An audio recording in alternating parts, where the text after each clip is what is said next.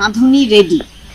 একজন বাংলাদেশের আলপনা হাবিব আর আরেকজন শান্তিনিকেতনের ফুলডাঙ্গার মিতালিতে বিরাজমান সুকন্যা আর আলপনা দুজনকে নিয়ে আজকে একটা রান্না বান্নার তোড়জোড় চলছে।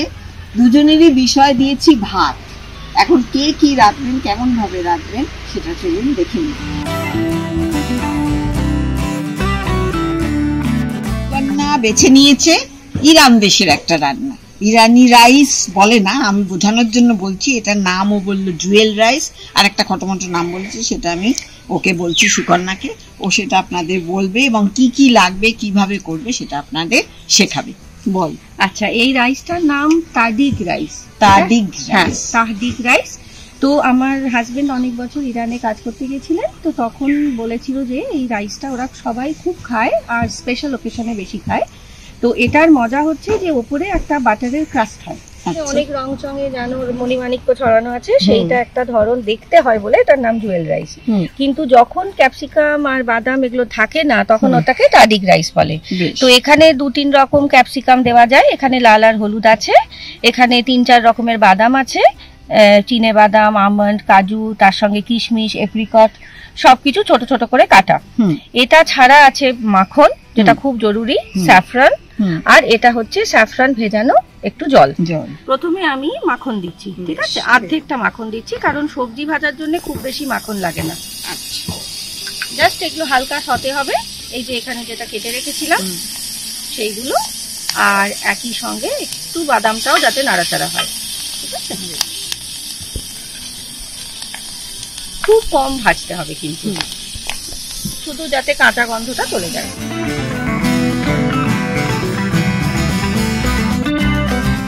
বাংলাদেশ থেকে এসেছে আলপনা, সুতরাং ভর্তা মাস্ট বলেইছি যে আগে। আজকে ভাতের এপিসোডে ভর্তা বানাবে ও, ভাতের ভর্তা। ওর থেকে শুনে নি, চলুন কি বলছে। এই ভর্তাটা আসলে হচ্ছে কি, গ্রামের কৃষকরা আগের দিনের বাসি কড়কড়ে ভাত রাখা থাকলে, কোনো সময় জল দিয়ে রাখে, কোনো সময় শুকনো কড়কড়ে ভাত থাকে, সেটা একটু মেখে খেয়ে, কোনো মতো একটা ডিম নেড়ে তেলের মধ্যে একটু দিয়ে খেয়ে কাজে চলে যায়। তো আমরা আজকাল ফ্যাশনেবল লেডিজ লাঞ্চ টেবিলে ভাত ভর্তা, আমি যখন অনেক আয়োজন করি তখন বিভিন্ন রকমের ভর্তা, সবাই বলি ভাত ভর্তাটা খেয়েও, কিন্তু ভাত দিয়ে তো ভর্তা খাচ্ছি, ভাত ভর্তা আবার কি খাও, ভাতের ভর্তাটা খেয়ে। তো এটা ইটসেলফ ইজ আ মিল, এটার সাথে আর কিছু লাগে, একদম ভীষণ ভালো। তো খুব ইচ্ছে হলো আজকে দিদির অনুষ্ঠানে এসে একটু দেখাই। গোবিন্দভোগ চালের ভাত, সর্ষের তেল, লবণ, শুকনো লঙ্কা, রসুন কুচনো, পেঁয়াজের কলি কুচনো, অথবা প্রয়োজন বোধে নীলা শাক যেটাকে বলে রসুনের পাতা, সেটা আমি এখানে পেঁয়াজের পাতা নিয়েছি, আর ধনে পাতা কুচনো, আর 2টো ডিম লাগবে একটু সাথে এক্সট্রা গার্নিশ এবং খাওয়ার জন্য।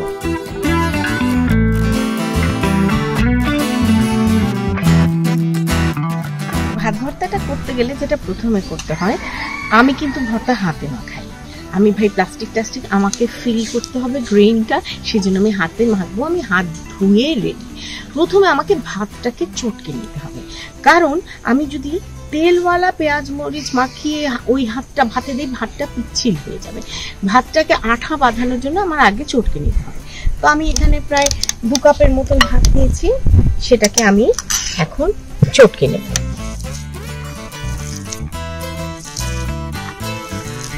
আমার এখন কাজ হচ্ছে, আমি তো ভাতটাকে চটকে রেখেছি, এখন আমি এই শুকনো লঙ্কা ভর্তায় দেওয়ার নিয়ম হচ্ছে কি জানো, শুকনো লঙ্কা না খালি শুকনো চটকানো, এটা ভেজে মচমচে করে নেওয়া আছে, এরকম চটকানো যায় না, এতে নুনটা দিয়ে নিতে হয়।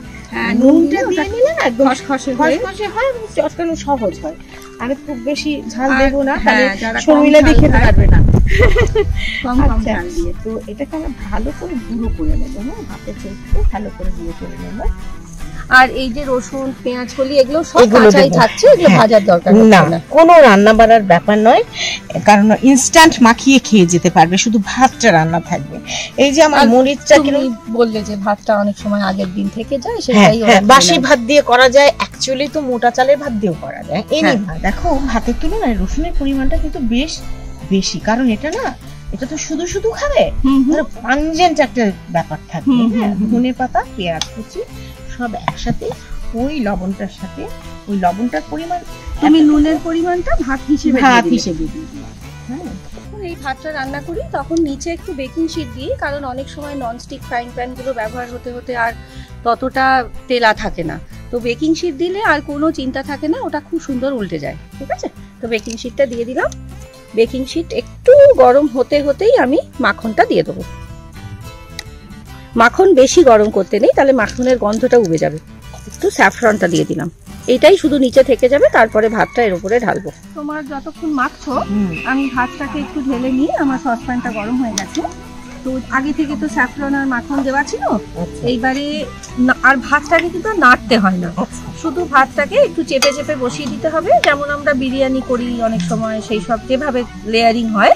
তো এখানে লেয়ার নেই, কিন্তু জাস্ট একটু বসে যাবে, কারণ এটা ক্রাস্টটা না হলে হবে না যদি গ্যাপ থেকে যায়। হ্যাঁ, তো পুরো ভাতটাই আমি এখানে আস্তে আস্তে দিয়ে দিচ্ছি।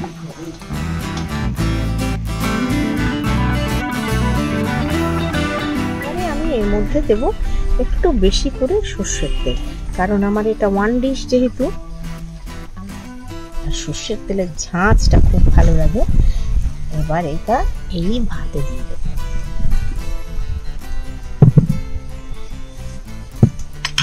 এবার ভাতটাকে সুন্দর করে মাখিয়ে নেব।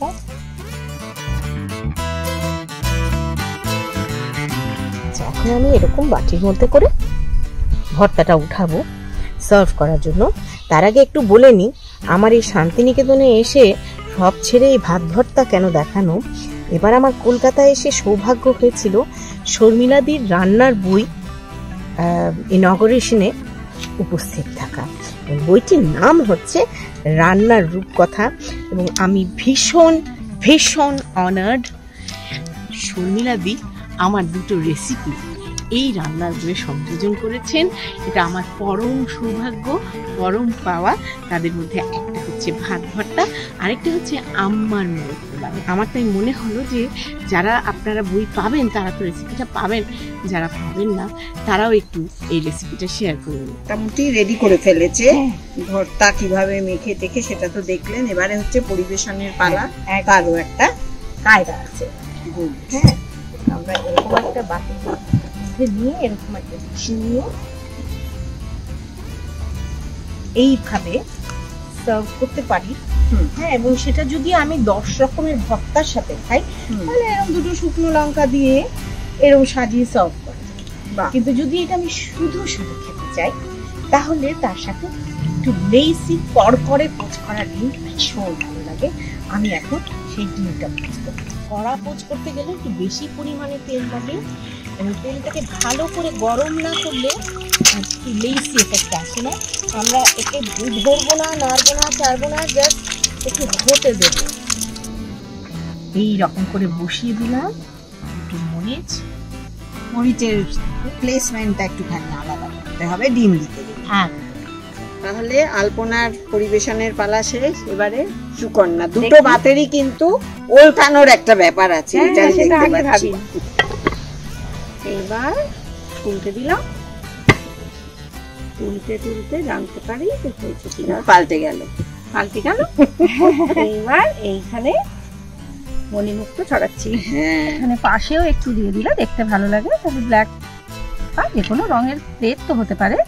এটা এত বেশি কালারফুল যে কালো প্লেটের উপর সবসময় বেশি ভালো দেখায়। দেখলেন তো, দুটোই ভাত কিন্তু আলাদা, আবার কিছু মিলও আছে। মিল অমিলের গল্প নিয়েই কিন্তু রান্নার গল্প, রান্নার রূপকথা। কাজেই রান্নার রূপকথা শুনতে গেলে আপনাদের চোখ রাখতে হবে ফুড ফারিস্তায়। দুই রাঁধুনি আমার সুকন্যা আর আলপনা রেঁধে ফেলেছে অপূর্ব দুটো ডিশ। আপনারা দেখুন, শিখুন এবং নিজেরা চেষ্টা করুন, তার স্বাদ নিন, আর অবশ্যই সাবস্ক্রাইব করুন ফুড ফারিস্তা।